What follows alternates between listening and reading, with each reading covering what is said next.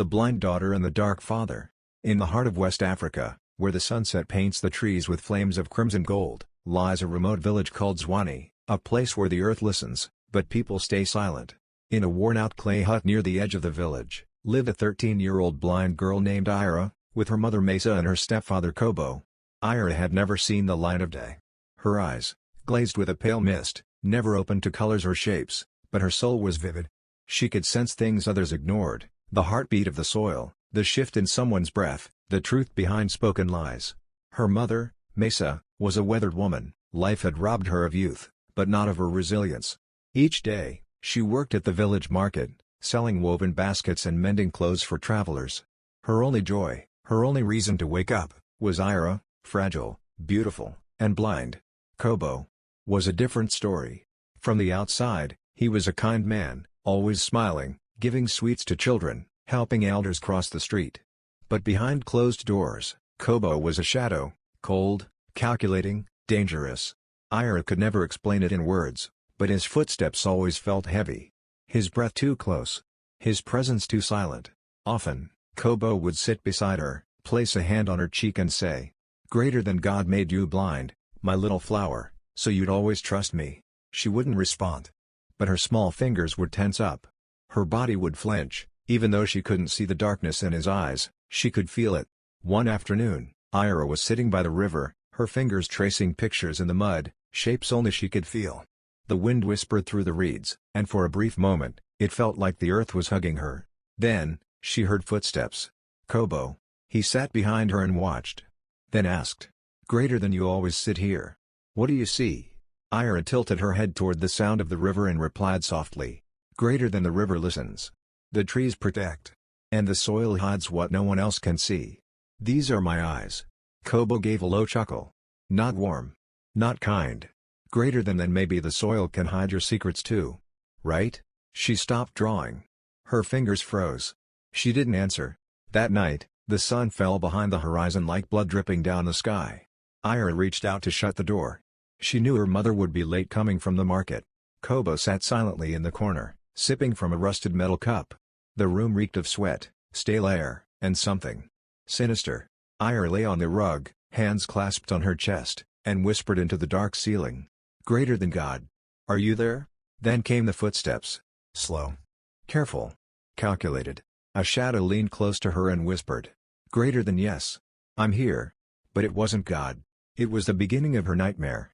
The next morning, the village of Zwani woke up to the sound of drums, soft, slow beats that marked a new day. But inside the small clay house on the edge of the village, a new day didn't come. Not for Aira. She sat curled up in a corner, knees to her chest, her small body trembling like a leaf in a storm. Her nightdress was torn at the sleeve. Dirt clung to her arms. Her face was blank, no tears, no sound, just silence. A silence that felt like death. Mesa entered the house, exhausted from a night shift at the market. The moment her eyes fell on her daughter, her breath caught. "Greater than Aira?" No reply. Just the sound of shallow breathing. She rushed to her and knelt beside her. "Greater than my baby, what happened? Did you fall? Did you?" But then she saw it. A thin, dark bruise on Aira's neck. Faint scratch marks on her forearms. And the way she avoided her mother's touch, it was like her soul had shrunk away from the world. Mesa turned. Kobo stood at the doorway, watching them. "Greater than she was sleepwalking again," he said, voice flat. "I found her outside. She must have fallen." Mesa stared at him.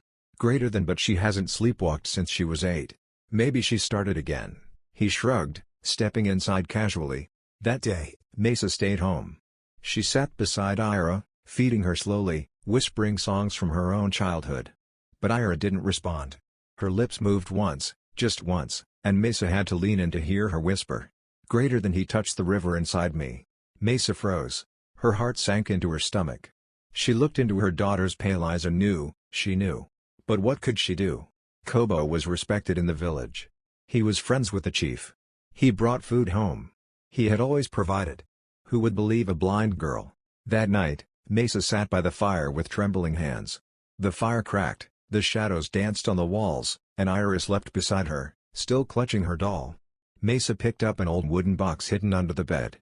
From it, she pulled a small, worn-out card, a symbol carved on the back. "Sid," Central Investigation Division. She had once worked with them, long ago, during a campaign for rural safety. One of the officers, Detective Kamau, had told her, "Greater than if you ever see real danger, not just a thief or a lie, but real darkness, you call me." Her fingers shook as she lit a small oil lamp. Outside, the jungle breathed. And somewhere deep inside her, a mother's war began. The next day, she told Kobo she was going to the market early. Instead, she took a borrowed bicycle and rode through the jungle path to the town's police post. There, under a metal roof and a flickering fan, she found Detective Kamau. A tall man with sharp eyes and a calm presence, Kamau had seen enough evil in his life to recognize it before it spoke. Mesa didn't cry. She didn't beg. She simply said, "Greater than my daughter can't see." But last night, she saw the devil. Kamau stood. "Greater than tell me everything." That night, for the first time, Kobo noticed something was wrong. Mesa was calm. Too calm. Aira didn't sit by the river. She stayed indoors, her fingers tracing invisible patterns on the floor, over and over again.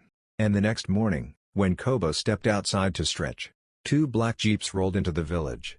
The dawn was pale and quiet over Zwani, but inside the small hut, tension hung thick like the heavy humidity before a storm. 2 men in sharp uniforms from the CID, the Central Investigation Division, sat opposite Mesa and her daughter Aira. The younger officer was gently holding Aira's hand, trying to ease the silence. Detective Kamau cleared his throat and spoke softly. "Greater than Aira, I know it's hard, but I want to help you. Can you tell me what happened last night?" Aira's pale lips quivered. Her fingers instinctively traced the familiar patterns on the floor, a nervous tic that only the blind understood as comfort. After a long pause, she whispered. "Greater than he came. The one with the shadow hands. He touched me where the river flows inside." Kamau exchanged a glance with his partner, his eyes narrowing. "Greater than can you show me where?" Though blind, Aira's fingers carefully pointed to her stomach, trembling. Mesa's chest tightened. This was worse than she thought. Meanwhile, outside, Kobo watched from a distance, his face unreadable. But beneath the calm, a storm brewed. That afternoon, Kamau and his team began gathering evidence. They examined Aira's bruises, took photographs, and collected samples. But the village was tight-lipped. No one wanted to speak against Kobo, a man many respected. Yet, Kamau was relentless. He started digging into Kobo's past, a history filled with whispers of violence, hidden debts, and sudden disappearances.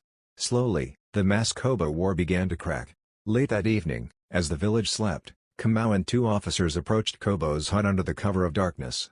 Kobo opened the door, feigning innocence. Kamau showed his badge and asked, "Greater than we need to talk about Aira." Kobo's eyes flickered, a flash of anger, or was it fear? "Greater than she's my stepdaughter," Kobo said coldly. "I care for her." Kamau leaned in, voice low but firm. "Greater than then why does she have bruises? Why do you refuse to let her near the river?" The room grew tense. Kobo's hand clenched into a fist, but Kamau was faster. "Greater than we have witnesses willing to speak. And evidence. You can make this easier, or you can make it worse for yourself."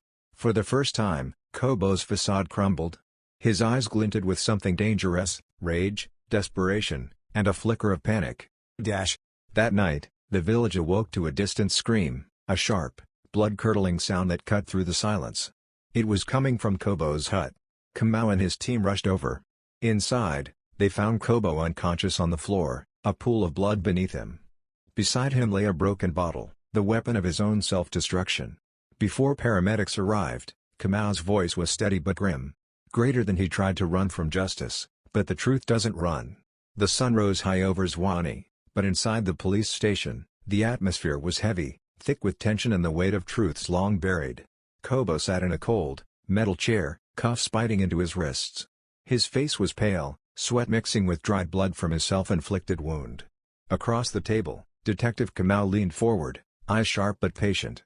"Greater than Kobo, the evidence is clear. The bruises on Aira, the witnesses who heard your threats, and your own attempt to escape responsibility, it all points one way." Kobo's lips trembled, his voice barely a whisper. "Greater than I never wanted to hurt her. I was angry. I didn't mean for it to go so far." Kamau's expression hardened. "Greater than anger is no excuse for violence, especially against a child. What you did was unforgivable." Meanwhile, back in the village, Mesa sat beside Aira, gently brushing her daughter's hair. The blind girl was quieter now, But in her eyes there was a new light, a fragile hope. Aira spoke softly. "Greater than Mama, why didn't he love me like you do?" Mesa's heart broke. She hugged her tightly. "Greater than some people are broken inside, my love. But we will heal. Together." Days passed. The investigation deepened. Kamau and his team uncovered Kobo's long history of abuse, not just toward Aira, but others hidden in shadows of the village. Slowly, the villagers began to speak up, breaking the silence that had protected the monster for too long. At the courthouse, the trial began. Kobo faced the full weight of the law. His own lies unraveled, replaced by the damning testimonies of those he had hurt. In the quiet of her room, Aira whispered to the night. "Greater than I am, stronger than fear. I am more than pain." And for the first time, the river sang to her, not as a place of darkness, but of healing and new beginnings. The courtroom was packed. The air heavy with whispers, tension, and the scent of justice waiting to be served. The village of Zwani had come to witness the reckoning, the day Kobo, the man who once ruled their lives with fear, would finally face the truth. Kobo sat at the defendant's table, gaunt and defeated. His eyes darted nervously, searching for an escape that would no longer come. Detective Kamau stood, commanding the room's attention as he presented the case. "Greater than the evidence is clear. Multiple witnesses have come forward. The medical reports show injuries consistent with abuse. And most importantly, the victim herself, Aira, has bravely spoken her truth." Mesa held Aira's hand tightly in the audience. The little girl's voice was soft but unwavering as she faced the court. "Greater than he hurt me when no one was watching. But now, I am not afraid." One by one, villagers stepped forward. Some wept as they told of the years of silence and pain. Others spoke of fear, how Kobo's shadow loomed over the community like a dark cloud. But the tide had turned. The judge's voice was firm and solemn as he declared. "Greater than Kobo, for the crimes committed against your stepdaughter and others, this court sentences you to 20 years in prison. May this serve as a warning to all who think they are above the law." Outside the courthouse, the village breathed a collective sigh of relief. The river sparkled under the afternoon sun, a symbol of cleansing and hope. Mesa knelt beside Aira, tears in her eyes. "Greater than you are free now, my brave girl. Free to grow, to heal, and to live." Aira smiled faintly, the first genuine smile in months. "Greater than Mama, the river doesn't scare me anymore." Weeks passed since Kobo's sentencing, and the village of Zwani slowly began to breathe again. The heavy silence that once filled the air was replaced by laughter, small, hesitant at first, but growing stronger each day. Mesa watched as Aira took her first steps toward healing. The little girl spent hours by the riverbank, learning to listen to the water's gentle song without fear. The villagers, once silent witnesses, now became protectors, watching over Aira and others like her. Aira's eyes, though blind, seemed brighter than ever. She had started attending the village school, eager to learn, to dream beyond the shadows that once trapped her. One evening, under the vast African sky, Mesa held Aira close. "Greater than you are a warrior, my daughter. Your strength is the river, unstoppable, healing, and free." Aira smiled, feeling the warmth of her mother's love and the promise of a future no longer chained by fear. In the heart of Zwani, the river flowed on, a timeless witness to pain, courage, and rebirth. And as the sun set, painting the sky in colors of hope, Aira whispered softly, "Greater than this is my story. This is my life.